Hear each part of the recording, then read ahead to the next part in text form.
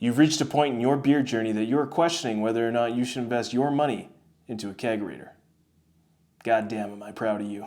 That led you to this video, and you might think that I'm just going to straight up tell you, yes, you need a kegerator. It will save you money.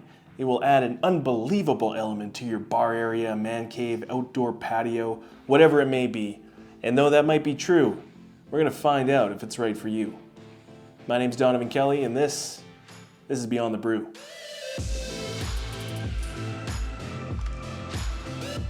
Whew.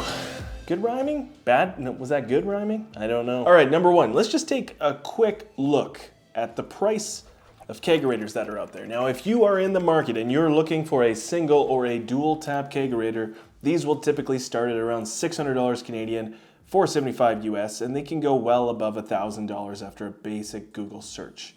Now, you can find them for less used. I'm going to base this entire cost breakdown, return on investment analysis thing on a standard $600 brand new single tap kegerator. So you buy the kegerator, it should come with a 5-pound CO2 tank, and you're gonna have to get this filled for around $35. So you set up the kegerator, you got your CO2 filled, now you need a keg of beer. So let's go with a $120 20-liter keg, and now you're ready to drink some delicious beer. Total value to get set up with a 20-liter keg is $755 Canadian, $611 US. You pour that first ever so foamy beer. Don't worry, it's okay, it gets better. You finally drink that beer and you can't really imagine that you'd be or find this much happiness in your life. But then you factor in just how much you spent, and if you average all $755 to this 20-liter keg, it's gonna give you around 40 pints of beer. That is over $18 for this beer. Not the best.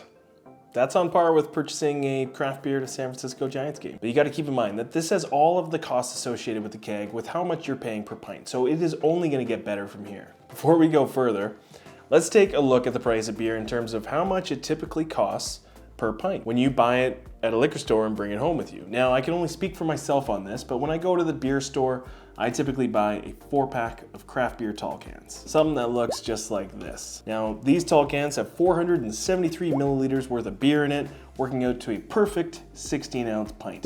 I love how simple that math is. 4-packs have an average price of $16 Canadian. Pretty simple math here again. I'm looking at $4 per pint. Now, this might be a little bit pricey, slightly better than buying beer at a bar, but I like buying 4-packs of craft beer, and I am well aware that it is not the most economical way to purchase beer. Sure is a great way to try a bunch of really good beer. Growing up, I drank a lot of Lucky Lager. It was cheap. I didn't know much of anything regarding beer, yeah. If I still bought that today, I'd be looking at $23.49 for a gentleman's briefcase, 15-pack, because it has a handle on the case. Whatever. Let's break it down with numbers on the screen. 15-pack of Lucky Lager equals $23.49. We are looking at 11.25 16-ounce pints within those 15 cans, giving us $2.08 per pint. Whew, that's cheap. So we got the cheap beer, we got the craft beer. For my final example, I'm gonna go ahead and choose a super popular beer out there, Coors Light. Let's look it up. A 15-pack of Coors Light equals $29.49. Again, that gives us 11.25 16-ounce pints, averaging out to $2.62 per pint. In my quick examples of price per pint, we got my 4-packs of craft beer averaging out at $4 per pint, the cheaper beer at $2.08 per pint, and then the popular lager at $2.62 per 16-ounce pint. Holy moly, that's a lot. Now let's look at how much the kegs cost. We're only gonna look at the price of the keg, so we'll exclude all of the costs of the kegerator. The smaller keg that you can get, the 20-liter / 5.16 gallon, it's technically only 19.55 liters. Everyone calls it a 20-liter. That gives you 661 fluid ounces. Now, based on my average price of $120 per keg, that gives us 292 cents per 16-ounce pint, and we are going to get, 41 pints? 41 pints out of a 20-liter. Let's go to the 30-liter, 7.75 gallon. technically only 29.34 liters. That gives us 992 fluid ounces. Now my average price for the 30 liter is $165. So within the 62 pints that we get, we are looking at $2.66 per 16-ounce pint. A little bit better there. And then the 50 liter, the heavy AF, based on an average price of $250 that I got, between all 105 pints, we are looking at $2.38 per 16-ounce pint. So slowly getting better here, the bigger keg that you buy. Now these are all averages here. You can definitely purchase a 20-liter keg here in Calgary for as low as $90. And I've looked up 30-liter kegs of Bud Light online in the United States for $100 US, so 125 Canadian. And that's $40 less than my average. So if you're really looking to get the cheapest kegs, the price per pint will definitely be lower than what I have shown here on the screen. I mean, even with saying that though, this pricing is not bad at all. But with the cost of the Kegerator, we're starting to think, how much beer are you going to have to drink to pay this thing off? More importantly, how am I going to do this math? I took the easiest and least amount of math courses in high school because I'm never gonna need this. I'm never gonna have to apply this in my life. But you know, I guess when it comes to beer, everything just seems to change. All right, let's start here. I know that we have a cost of $600 for the Kegerator. CO2 tank, that costs $35. So hey, $635, we're rolling here. If I divide that by the price of my 4-packs, I'm looking at just under 40. So it would take me roughly 40 4-packs valued at $16 each to get to that point. So let's say I buy 2 4-packs of beer per week, 8 tall cans, 8 pints per week. We're looking at 20 weeks worth of beer to pay off the Kegerator. So approximately 5 months. That's January to May. That's not too bad, considering I'm being fairly conservative here. You got the January blues in there, you got Valentine's Day, you got Family Day, you got St. Patty's Day, and then you got May long weekend in there.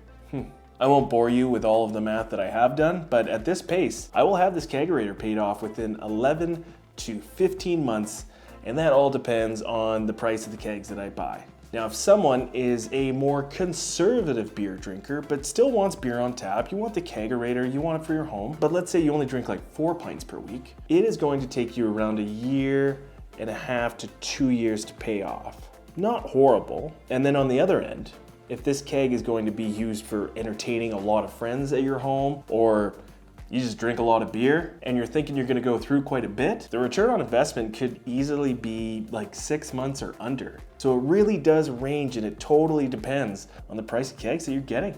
Now you can get pretty decent pricing with 20-liter kegs, but the 30 and the 50-liter are more likely to give you more bang for your buck. I mean, in saying that, I just spent $185 on a 30-liter keg of this absolutely delicious Chapter 11 New England IPA from Bourne Brewing Company, formerly Bourne, Colorado Brewing. And this is $25 more than the average that I've narrowed down. I like this beer, and it's just like an absolute treat, and I'm never gonna let money get in the way of the beer that I wanna drink. All in all, it really doesn't take that long to reach your break-even point.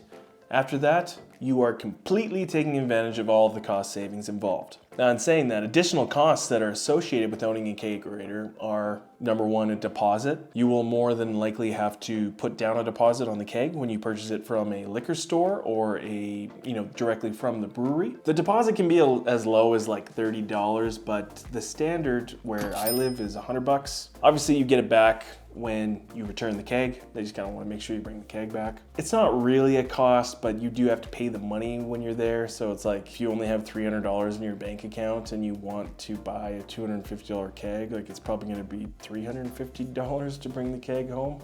Probably shouldn't be buying that much beer if that's all the money you have though. But I mean, I kind of get it. Number 2 would be a cleaning kit. It is highly recommended that you clean out your keg lines after you've finished every keg and just give it a little tune-up, little rinse. It takes like 15 minutes. You can purchase kits at any home brewing store and websites like Amazon, and they range from $65 to $200 typically. I bought mine from a home brewing store and it was like $100, $120. And then the third thing would be tap handles. Now, if you have a Kegerator, you're probably going to want to buy a nice tap handle or a few nice tap handles. They usually come with a standard black handle, but there's just so many cool tap handles out there famous beers with famous tap handles, and then there's also like really talented people that will custom make them for you. I went into more detail on my beer and booze gift guide video, so if you do want to check that out, I will link that in the description. Maybe put one of those little cards up where it pops up on the, oh, there it is. My family and I have the spreadsheet shared between us, and we have all of the different breweries, size of keg, and prices marked down from what we've purchased in the past. I mean, after throwing in a few quick formulas, it is so interesting to me to see what the cost per pint is. You know, as I said before, we typically pay around $4 per pint when we go out and buy 4-packs of tall can. But with the Kegerator, we've been able to get the same great tasting beer for around $2.50 per pint.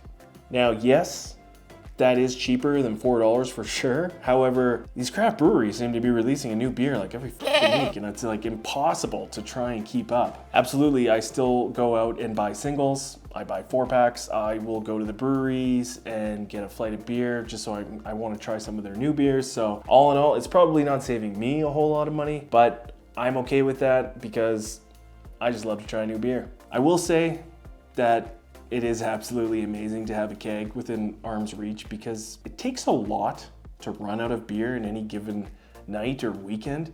Like, especially if you plan it properly and you don't host a bunch of beer drinkers or people over like a month into having a smaller 20-liter keg. Because, I mean, if you had all those people come over and they wanted to come check out your keg and then you run out of beer in the middle of the party, like, oh my God, that would be like the worst thing ever. Oh, nightmares about that. I would just pick up another keg if I had a bunch of people coming over just in case it ran out. That's the information I've been able to gather and share with all of you fine folks. I really hope that this was helpful. And if you've been on the fence about purchasing a Kegerator, I hope this steers you in the right direction. It truly is amazing. If you found that a Kegerator does in fact save you money, or on the opposite end, has increased your monthly beer budget by a lot, please let me know in the comments section. I would be really interested to get some more feedback on this, and that'll help a lot of other people who are also in the market for a Kegerator. Give me a like on this video if you had a good time. That would really mean a lot. Subscribe if you like to drink beer, and then watch guys like me make videos about beer. And other than that, I will see you guys in the next video. Cheers.